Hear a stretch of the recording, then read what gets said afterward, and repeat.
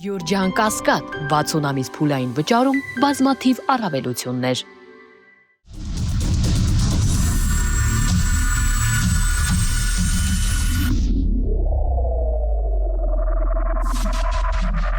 Բարի երեկո, մեծաբի եթերում է Արենանը, ես Արթուր Հայրապետյանը, այսօր զրուցելու եմ Ռեֆորմիստների կուսակցության նախագահ, Ռեֆորմիստների կուսակցության համամասնական ցուցակի երկրորդ համար Վահան Բաբայան, բարի երեկո։ Շնորհակալ եմ հրավեր ընդունելու համար։ Պարոն Բաբայան, մենք առիթներ ունեցել ենք մինչև ընտրությունների այս քարոզարշավը զրուցելու եւ հասկանալու ներքաղաքական իրավիճակը Հայաստանում ինչպիսին է, ինչ է սպասվում մեզ եւ այլն եւ այլն։ Հիմա եկել է հասել ենք մի կիզակետում, որտեղ այլևս մարդը պետքա գնա իր ճակատագիրը որոշի, այսպես ասած, հա։ Մենք ունենք ընտրողների մի զանգված, որը կուրորեն ընտրելու է Նիկոլին, որովհետև ասում է ինքը իմ փրկիչն է, Աստվածն է, խաղաղությունը բերել է, բանակում ծառայությունը այլևս 2 տարի չի, խոսքով այդ իրանց ծեծված սուտ բառամթերքը, որը փորձում են իրացնել ժողովրդի մեջ։ Իսկ կա մի զգալի հատված, որը դեռ չկողմնորոշված է։ Դուք քայլում եք քաղաքի փողոցներով, քարոզարշավ եք իրականացնում եւ հասկանում եք, հա, իրականում ներսում ինչ է կատարվում։ Ուզում եմ հասկանալ ինչ է կատարվում ներսում եւ արդյոք մենք կարողանանք այս մեկ շաբաթվա ընթացքում այդ չկողմնորոշված հատվածին տանել ընտրությունների։ Նայեք, շնորհակալ եմ, շատ կարևոր հարց եք տալիս, չկողմնորոշված հատվածը իրոք շատ մեծ է։ Տարբեր հարցումներ ցույց են տալիս դա, բայց ես մարդ, ով անձամբ մասնակցում է, հա, այդ քարոզարշավին, շփվում եմ մարդկանց հետ եւ կարող եմ ասել, որ այո, 40-ից 50% մարդիկ չկողմնորոշված են։ Ոչ թե նրանք վախենում են դա ասեն կամ, չգիտեմ, թաքցնում են։ Գուցե տենց մարդիկ էլ լինեն, բայց շատ քիչ։ Մեծ մասը ուղղակի չի ուզում բանանի պատկերացնի, չի ուզում խորանա, չի ուզում հիմա որոշում կայացնի, ուզում է մի քիչ էլ մտածի։ Հիմա խնդիր չի այդ 2 շաբաթ մենք ունենք մտածելու, հա, վերջնական որոշում կայացնելու համար։ Ես վստահ եմ, որ մի մեծ մաս գալու է մեր հետևից, գալու է ռեֆորմիստներին ընտրելու, ինչի որտեղ մենք բարեփոխումներ ենք առաջարկում։ Մենք, եթե նկատել եք, այս քարոզարշավում ոչ մեկին չենք փնովում։ Մենք առաջարկում ենք հստակ օրակարգ եւ նույնիսկ ասում ենք առաջին մեր բերած օրենքը որն է լինելու, ինչ ձև են գնում ընտրությունների եւ ինչպես ենք սա պատկերացնում։ Նայեք, Փաշինյանը ինքը իր էլեկտորալ վերին շեմին է հասել։ Սամվել Կարապետյանը իր էլեկտորալ վերին շեմին է հասել։ Եվ մյուսները։ Բայց շատ կասկածելի է, որ այդ 40%-ը ում է գնալու ընտրել։ Եվ այստեղ շատ հոռետեսներին կարող եմ ասել, որ այն մարդիկ, ովքեր որ շատ անգամ տարբեր գնահատականներ են տալիս, ձայներ փոշիացնողներ, չգիտեմ, տարբեր խոսակցություն, ես վստահ եմ այդ այսպես կոչված, հա, փոքր կուսակցություններից լինելու են սյուրպրիզներ եւ խորհրդարան են մտնելու նոր ուժեր։ Այսինքն անկախ այսօրվա այդ տրենդից, որ բոլոր տեղերում թելադրվում են, լինելու են սև կարապներ։ Եվ ես գտնում եմ, որ այս ընտրությունների սև կարապներից մեկը լինելու ենք մենք, բայց մենք միայնակ չենք լինելու։ Եվ որովհետև այդ 40%-ը ինքը չի ընտրելու այս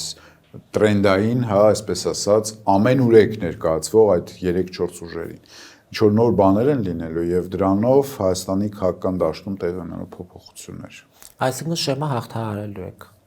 Մենք շեմը անպայման ենք հաղթահարելու, որովհետև ել եմ կրկնում,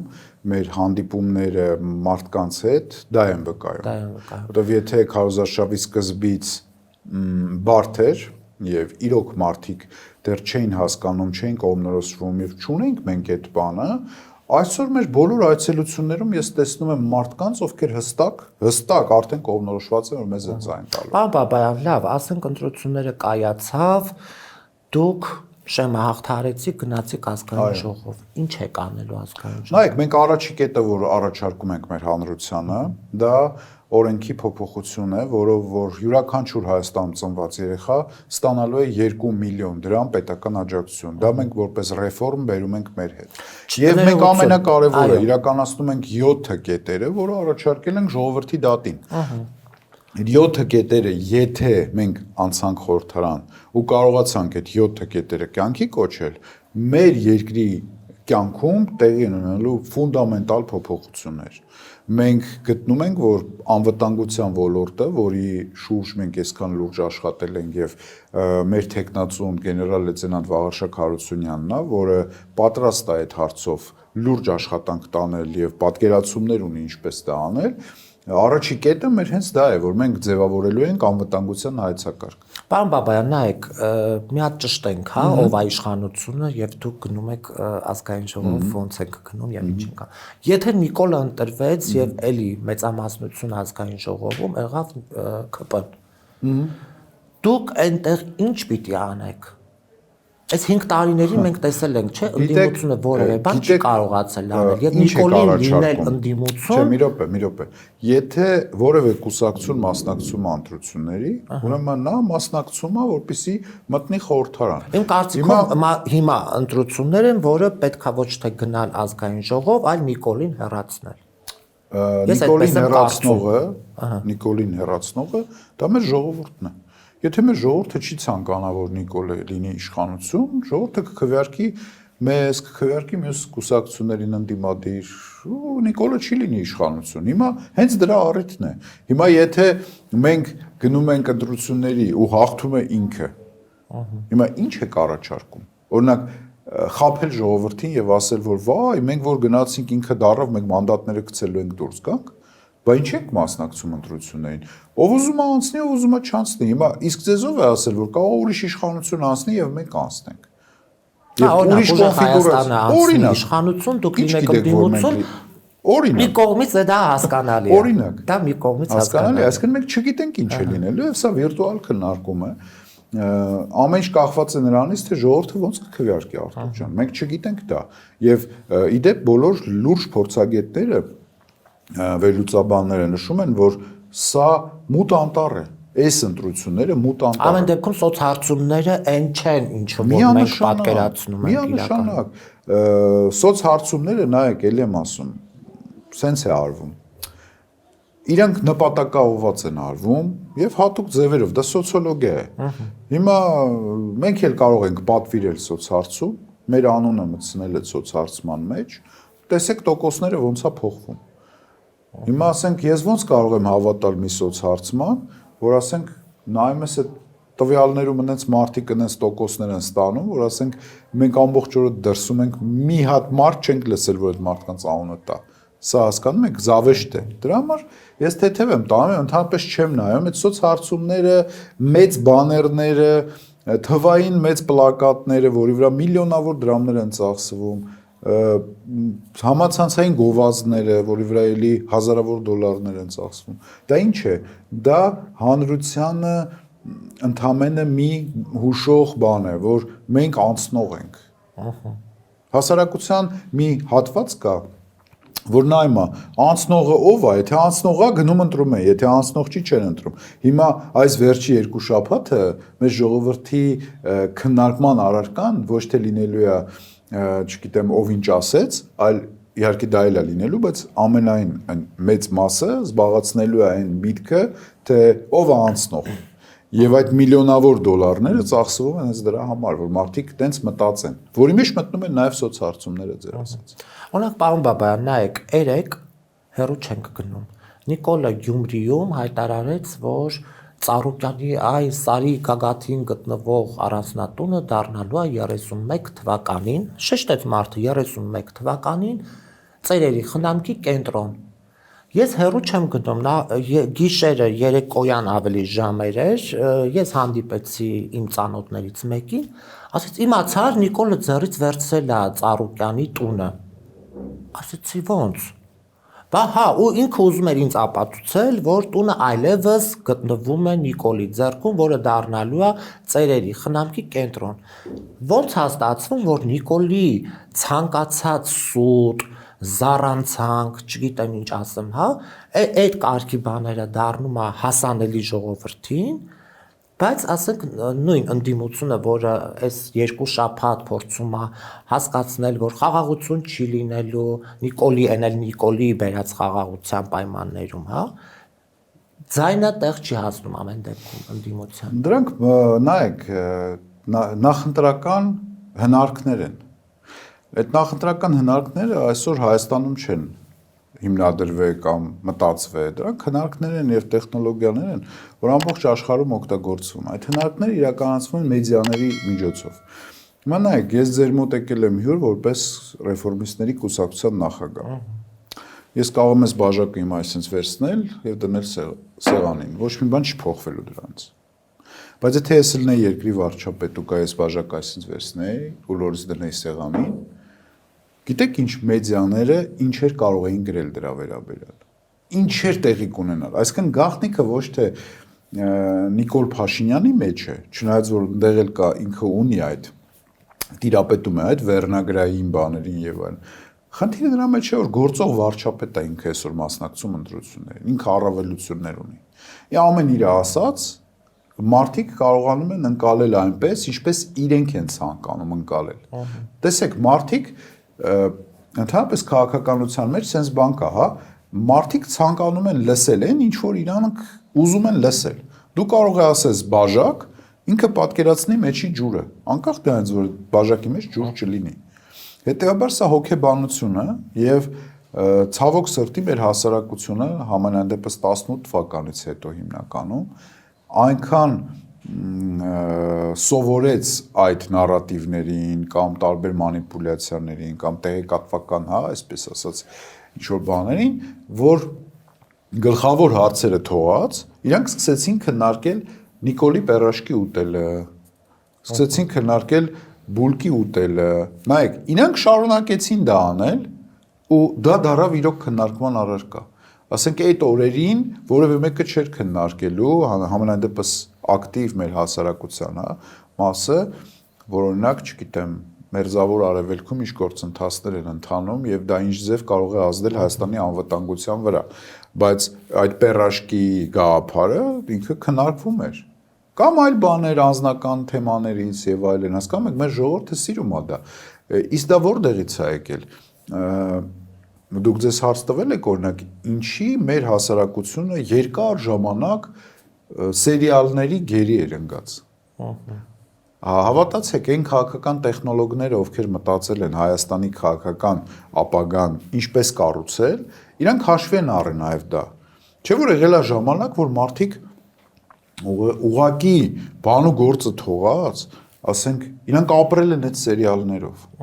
90-ական թվականներին, հետո 2000-ական թվականներին սերիալների որակները փոխվում էր, բայց մարդիկ մնում էին նույնը, իրանք նայում էին այդ սերիալները։ Հետո չմոռանանք կար չէին սպասում հաղորդում, եթե կհիշեք, հա, ամենառեյտինգային հաղորդումներ, որտեղ դա տուն էր, ընտանիք էր, անկողին էր, այսինքն մարդկանց հետաքրքրում է ավելի պրիմիտիվ բաներ։ Իսկ Նիկոլը դրա մասին լավ գիտի, պարոն։ Նիկոլ Փաշինյանը դրա մասին լավ գիտի եւ իր թիմը դրա մասին շատ լավ գիտի։ Եվ ինչքան դու ուզում ես խոսի, ինչքան դու ուզում ես ինչ-որ գաղափարներ առաջ քաշի, դա պետք է համեմված լինի շատ ավելի մեծ պրիմիտիվիզմով, որը որ ազդում է մարդկանց վրա։ Հասկանում եք, սա հոգեբանություն է, քաղաքական դաշտ է, ամեն ինչ իրար հետ փոխկապակցված է եւ ամենակարևորը մեր հասարակությունը սիրում է դա։ Լավ, բայց պարոն Բաբայան, նայեք, մենք այսպես ասած հեղափոխություն 18 թվականից լսել ենք, որ օլիգարխներից դղյակները վերցնելու եմ հատիկ-հատիկ բոլորի ժողովուրդ բաժանելու եմ, չգիտեմ ինչ եւ հա։ Անցել է 8 տարի, հասկանում եք, պարոն Բաբայան։ Ես, որ չգիտեմ, 18 թվականին հավատացող մարդ, այս մարդուն հավատացող, տեսնում եմ, չէ՞ որ իմ կյանքում ոչինչ չի փոխվել։ Ընդհակառակը զոհեր, պատերազմներ, ամենօրյա ռեժիմով այս աղետները, մենք ամեն օր ինչ որ աղետի մեջ ենք եւ աղետ ենք լսում։ Մտնում ես բան, նույնիսկ եթե դու նույնիսկ գրագետ, հա, ընթերցող ես կամ գրագետ ինչ որ բան ուսումնասիրող մարդ ես, բայց մեկը կարող ես այս խառնաշփոթի մեջ մտնել ու չհասկանալ, որն է ճիշտ լուրը, որն է անլուրջ եւ այլն սուտը։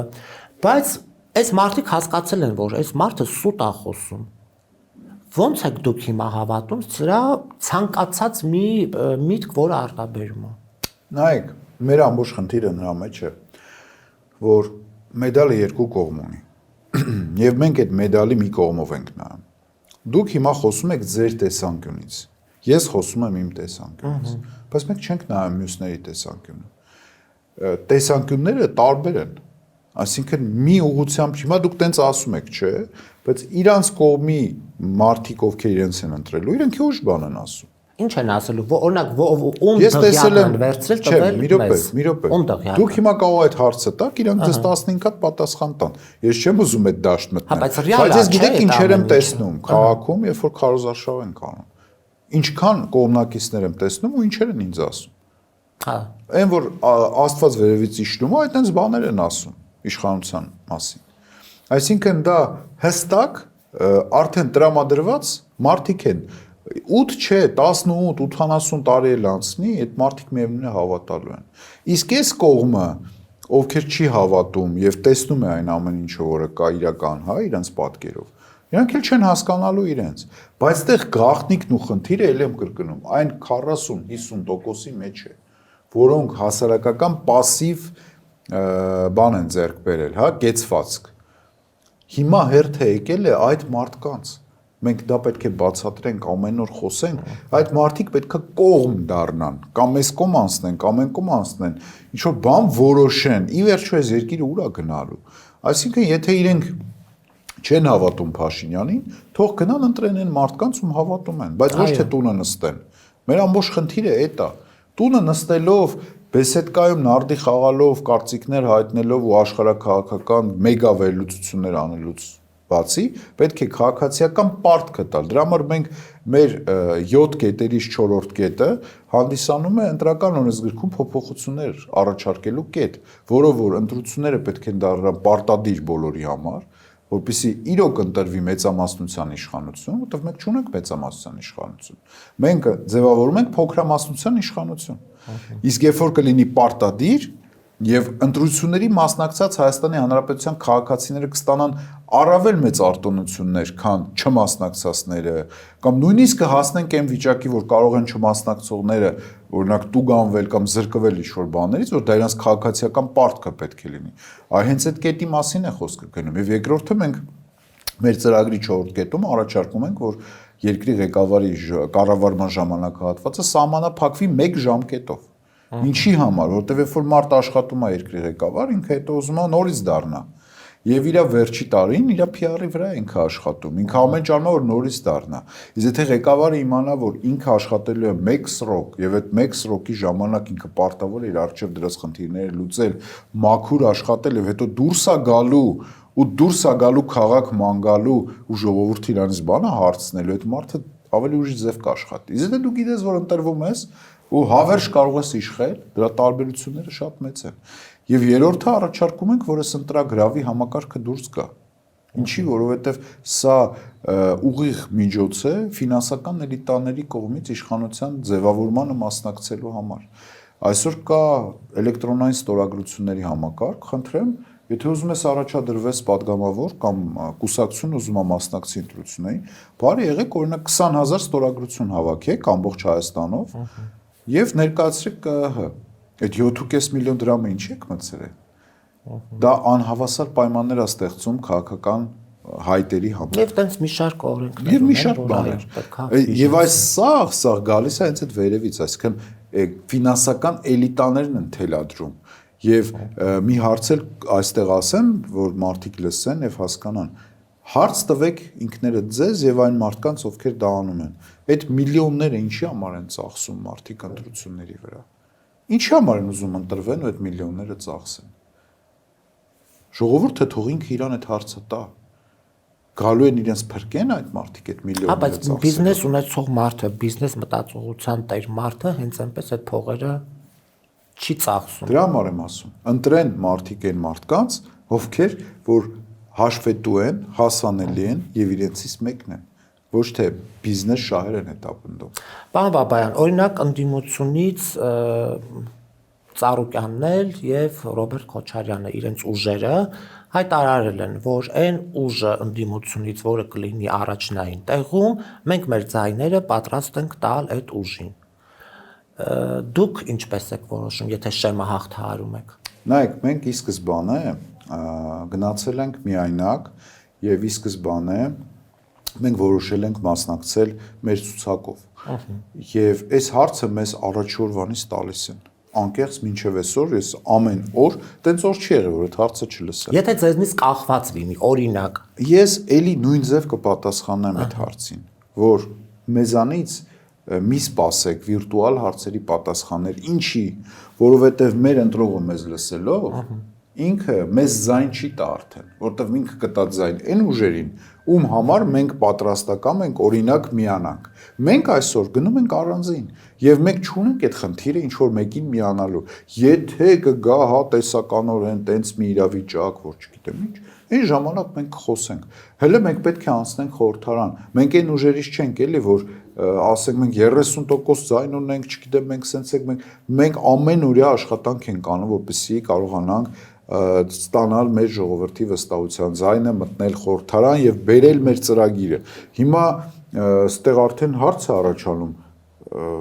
այսօր խոսել նրա մասին, թե օրինակ այս X կուսակցությունը հայտարարել է սենց Y-ը մենք էլ կարող ենք։ Իսկ ինչի համար նման բան հայտարարենք։ Ինչի համար, եթե տենց խնդիր լիներ, մենք կգնայինք այդ կուսակցությունների հետ կմասնակցեինք, դաշինք կկազմեինք, կմտնենք իրանց ընտրական ցուցակ։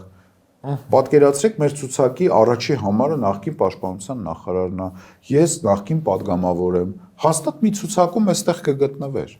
Բայց մենք այդպես խնդիր չենք դրել մեր առաջ։ Դրա համար մենք կոչ ենք անում մեր հանրության ընտրել մեր 7 կետանոց ծրագիրը եւ ընտրել մեզ։ Հետո ինչ կլինի, դա ոչ մեկ չի կարող ասել։ Նույնիսկ ասողները չեն կարող ասել, թե հետո ինչ կլինի։ եւ շարունակելով մեր զրույցը, պարոն Բաբայան, ես նաեւ կուզենայի հասկանալ, ինչու որոշեցիք, հա, ձեր վարչապետի տեխնացու որպես առաջին ցուցակում ընդգրկել մի մարդու, որը ամեն դեպքում իշխանության հետ աշխատած մարդ է եւ այդքան էլ լավ բաներ չեն տեղի ունեցել այդ ընթացքում։ Օրինակ Գորիս Կապանը ճանապարհը մեր աչքի առաջ է։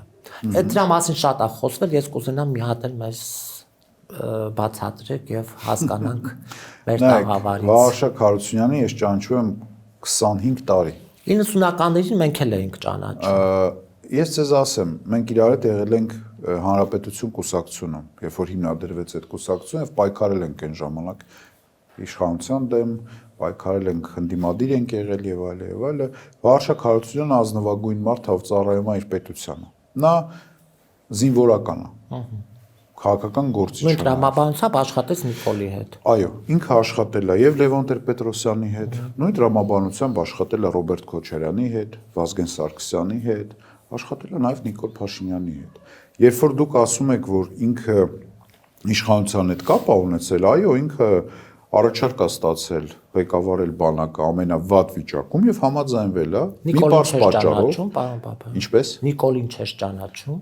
Գիտեք, ես Ոնց կարելի է Նիկոլի չեմ կարող ասել ճանաչել թե չէ, բայց այդտեղ մի հատ ուրիշ հարց կա, այդտեղ խնդիրը այն բանի մեջ է, որ Վարշակ Հարությունյանը չի եղել սոցիալ նախարար կամ չգիտեմ, տրանսպորտի նախարար։ Վարշակ Հարությունյանը զինվորական է։ Եվ երբ որ զինվորականը երթում է ուտում, երթում է ստանում ծառայության անցնելուց ինքը պարտավոր է ծառայել իր պետությանը եւ եթե իրեն առաջարկում են զբաղեցնել զինվորական այս կամ այն պաշտոնը զինվորականը չի կարող ասել այսօր ղեկավարը Վահանն է թե Արտուրն է թե չգիտեմ ով է սա լրիվ այլ հարց է երկրի ղեկին նստածանոց որը արկածախնդիր է մի րոպե ձեզ մի հատ հարց տամ հիմա Նիկոլ Փաշինյանի օրոք մենք ունենք մեծ զինվորական ղեկավարություն եւ հրամանատարություն Հիմա վաղը որ դուք եկաք իշխանության կամ ես եկա իշխանության կամ այլ մարդ եկավ իշխանության, այդ մարդկանց ազատելու է աշխատանքից։ Դուք պատկերացնում եք ինչի մասին եք խոսում։ Մարդիկ պրոֆեսիոնալ իրենց գործն են կատարում։ Նույնը պաշտպանության այլ հարց է, որ եթե Վարշակ Հարությունյանը լիներ քաղաք պայմանագրի անդամ, հա, լիներ իրանց թիմակից, ընտրություններին մասնակցեր իրանց հետ։ Ես ձեզ ասածը արդեն կընկալեի եւ բնականաբար ձեր հարցը կունենար իր արժեքը, այս պայդրությամբ ձեր հարցը չունի այդ բանը, հա, ոնց են ասում, իմաստը, որովհետև ինքը եղել է պաշտպանության նախարար, դրանք տարբեր բաներ են եւ ելի եմ կրկնում, հիմա որևէ մի մարդ, որը գնում է զինվորական ծառայության, բանակում ծառայելու, եւ այդ մարդը չի ընտրում Նիկոլ Փաշինյանին։ Ինչա ինքը պետք է չծառայի Հայաստանի Հանրապետությանը։ Ելի եմ կրկնում, խնդիրը այդտեղ քաղաքական որոշումների մեջ չի, խնդիրը ռազմական բանի մեջ է։ Դրա համար զուտ այսքանը ես ասացի, որ մենք հասկանանք, որ Վաղարշակ Հարությունյանը նույն ձև ծանր պայմաններում համաձայնվել է լինել Լևոն Տեր-Պետրոսյանի օրոք,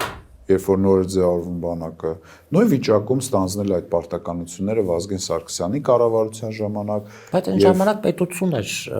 դե հիմա ստեղծվում։ Չէ, հիմա գիտեք ոնց, ինչքան էլ մենք գնահատականներ տանք պետության թույլ կամ ուժեղ լինելու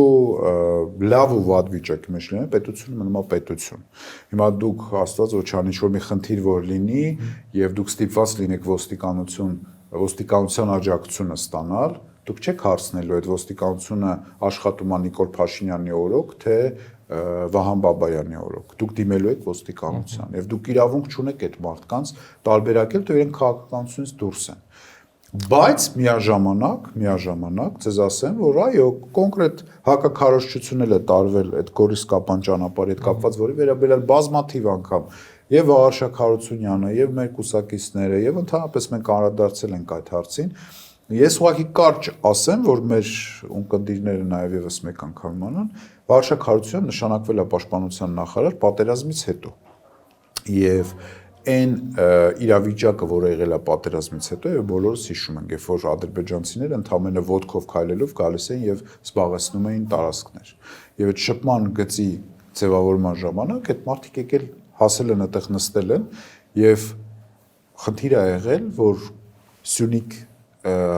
Սյունիք Վայոց ձոր, հա, արդեն տանող Հայաստանի հետ կապող ճանապարհը կտրվի, որովհետեւ ըստ Ալմաթիի հռչակագրի, ըստ նոյեմբերի 9-ի եւ այդ բոլոր փաստաթղթերի իրենք գալու էին այդտեղ նստեին։ Այնտեղից 11 կիլոմետր մոտավորապես այդ սովետական քարտեզներով իրանց տարածքով անցնում։ Եվ ինչ արել Վաղարշակ Հարությունյանը։ Վաղարշակ Հարությունյանը պայմանավոր Ռուսաստանի հետ պայմանավորված Շոյգուին ազանք տվել, ռուսական զորք է եկել այդտեղ կանգնել եւ կանխել է ադրբեջանական բանակի առաջ խաղացումը, որով կկտրվեր Սյունիքը Հայաստանից, Երևանից եւ մյուս մարզերից, այսինքն ինքը կտրվելու էր Հայաստանից։ Եվ եղել է պայման կար այդ ժամանակ։ Միանշանակ իրանք եկել են, որ այդ 11 կիլոմետրը վերցնեն, ասում են, մեր տարածքով է սա անցնում։ Իսկ եթե վերցնում են, ճանապարհը կտրվում է, հետեւաբար մենք կտրվում ենք Սյունիքից, կտրվում ենք Իրանից։ Եվ դա իրանք անելու էին։ Վաղարշակ Հարությունյանը բանակցել է Ռուսաստանի հետ, հրավիրել է ուրեմն ուշադրություն այդ հարցի վրա եւ ի վերջո ստորագրել է մի փաստաթուղթ, հա, որով որ թույլատրվել է Հայաստանի Հանրապետության այդ նույն ճանապարհով 1.5 տարի երթևեկել, մինչև կառուցվի նոր այլընտրանքային ճանապարհ, որով որ լուծվել է այդ հարցը։ Հիմա կներեք Վաղարշակ Հարությունյանը չի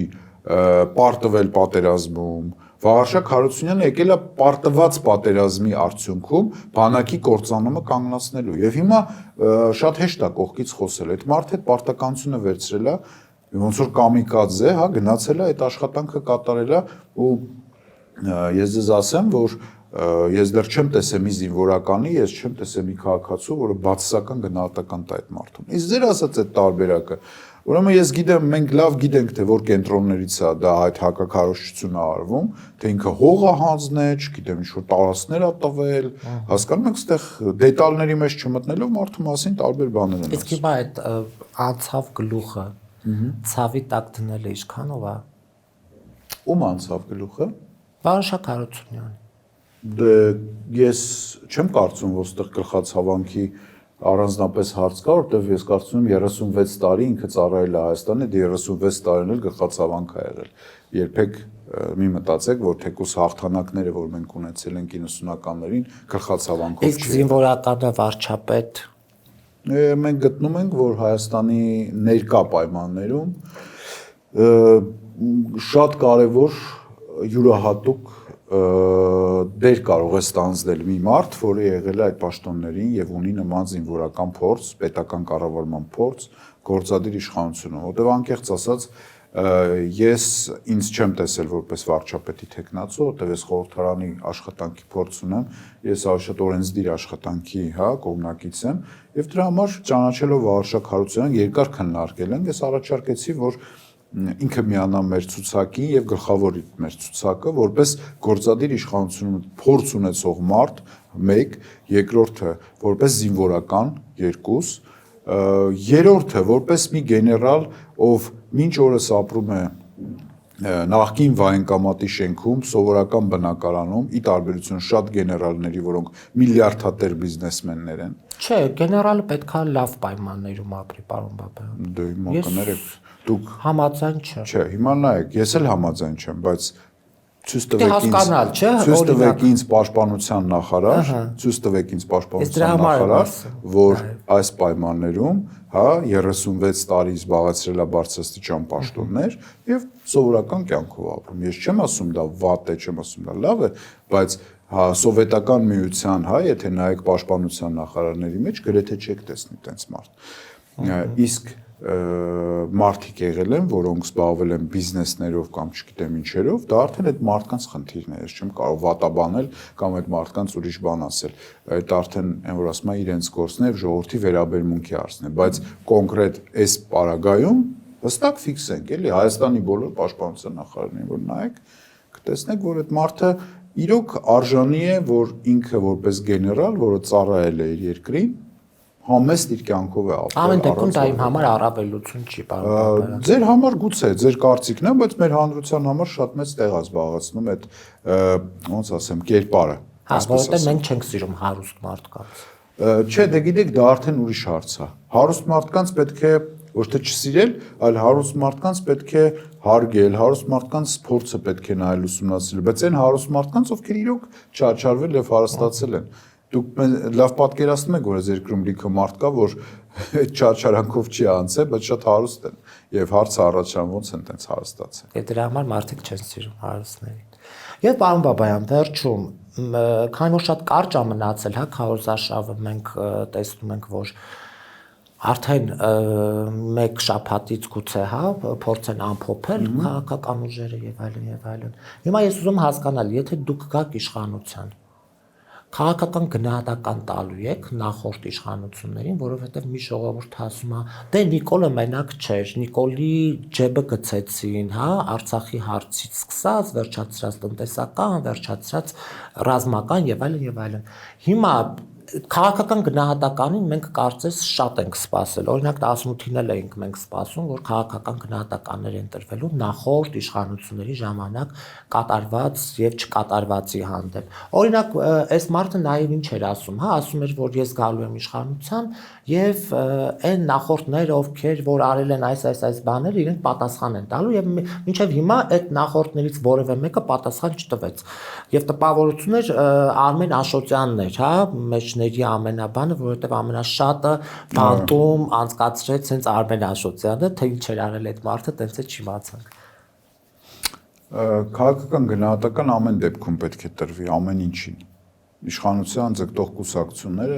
իհարկե պետք է ունենան իրենց ծրագրերը այդ հարցում, բայց մենք պետք է հասնենք մի կետի իրականում, որ մենք պետք է առաջ շարժվենք։ Շատ չփորփրենք պատմությունը։ Նայեք, ինչքան փորփրում ես պատմությունը, այնքան ապագատ ավելի պրոբլեմատիկ է դառնում։ Մենք պետք է կարողանանք բերել համերաշխություն մեր երկրի ներսում։ Այդ շատ կարևոր է, բայց պատիժը որպես այդպեսի։ Գիտեք, այդ պատիժը, սենց ասեմ, հա, ով օրենք է խախտել, ինքը պետք է պատժվի, դա մեր ցանկությունը չի, դա օրենքի ցանկություն, օրենքի շրջանակում է։ Հենց մեր երկրում, մեր կառուցած երկրում դե այնպիսի երկիր լինի, որ վարչապետը չասի իրավապահ համակարգին թե ինչ անեն։ Մեր երկրում պետք է այնպիսի իրավիճակ լինի, որ դատական համակարգը անկախ լինի, որպեսզի մարդը եթե հանցանք է կատարել, ինքը պատժվի։ Խնդիրը այլ բանի մեջ է, խնդիրը նրա մեջ է, որ մենք ի վերջո ինչ որ մի կետի պետք է հասնենք, օրինակ ասենք, այ 40 տարի մենք անկախ պետություն ենք, չգիտեմ, այս 40 տարվա կապակցությամբ եկեք փակենք բոլոր թեմաները եւ չփորփրենք էլ։ Եկեք անցնենք առաջ, մտածենք առաջ ոնց ենք շարժվում, որովհետեւ եթե մեր հասարակությունը մնա այսպես պառակտված, եթե մեր երկրի հասարակության մեծ մասը բաժան եղած լինի, մենք այն սպառնալիքներն ու մարտահրավերները, որ մեր առջև են կանգնած, մենք չենք կարող հաղթահարել։ Մենք պետք է ազգային օրակարգ ունենանք լուրջ հարցերի շուրջ եւ միասնական այդ հարցերը տանք ու միասնական պատասխանենք։ Անկախ նրանից ինչ սիրում են, ձեզ սիրում են, մյուսին սիրում են, չեն սիրում, մենք միասնական տեսակետներ պետք է ունենանք եւ ինչքան քիչ բաժանարար գծեր լինեն մեր ժողովրդի մեջ, այնքան լավ։ Մենք վերջ-վերջո հայ ենք, այս փոքր տարածքում ապրում ենք միասին, մենք պետք է սկսենք իրար հարգել, մենք պետք է սկսենք իրար ընդունել։ Եվ մեր սխալներով, մեր վատ կողմերով, մեր, չգիտեմ, ամեն ինչ էլ եղել է, չէ՞, պատմության մեջ, բայց լավ ինչ որ մի բան պետք է ժողովուրդը հոգնել է արդեն։ Հասկանում եք, հիմա չեն ուզում, որ այս նոր խորհրդարաններ լինի, խորհրդարան, որ գան ասեն Դավաճան, Թալանչի, Դավաճան, այս վիճակից դուրս պետքա գանք, մենք պետքա համերաշխություն ձեռք բերենք հանրության ներսում։ Իսկ դա ինչից է գալի երկրի ղեկավարից։ Երկրի ղեկավարը պետքա կարողանա գնա այդ քայլին եւ ինքը իր օրինակով փորձի ոչ թե սրել վիճակը, այլ հանդարտեցնել հասարակությանը, այլ բերել համերաշխ իրավիճակ։ Դրա համար մենք գտնում ենք, որ ռեֆորմիստները եւ իրենց 7 կետերով եւ մեր այս ծրագրով մենք իրոք այսօր պետք ենք խորհրդարանի եւ մենք անպայման լինելու ենք այնտեղ։ Շնորհակալ եմ զրույցի համար, առաջ Աստված հուսանք, որ ամեն ինչ լավ կլինի։ Հուսանք։ Կհանդիպենք։